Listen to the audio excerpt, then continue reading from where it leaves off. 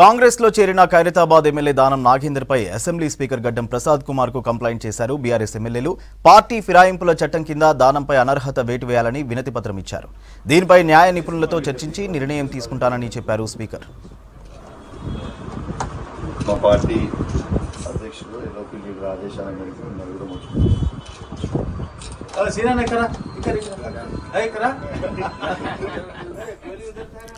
అయితే గతంలో పార్టీలు మారిన ఎమ్మెల్యేలను రాళ్లతో కొట్టాలన్న సీఎం రేవంత్ రెడ్డి ఇప్పుడు ఏం సమాధానం చెబుతారని ప్రశ్నించారు.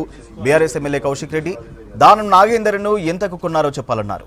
సుప్రీం జడ్జిమెంట్ ప్రకారం 3 నెలల్లో దానంపై అనర్హత వేటు పడుతుందన్నారు కౌశిక్ రెడ్డి.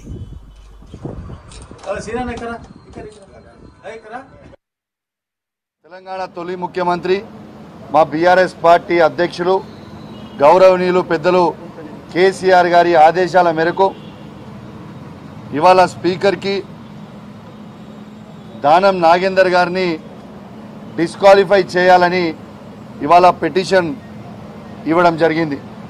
ఇవాళ మా బీఆర్ఎస్ పార్టీలో గెలిచి ఇలా కాంగ్రెస్ పార్టీ కనువగప్పుకొని చేరినందుకు ఖచ్చితంగా ఇవాళ దానం నాగేందర్ గారిని డిస్క్వాలిఫై చేయాలని ఇవాళ మేము బీఆర్ఎస్ పార్టీ పక్షాన మేమందరం పోయి ఇవాళ పిటిషన్ ఇవ్వడం జరిగింది.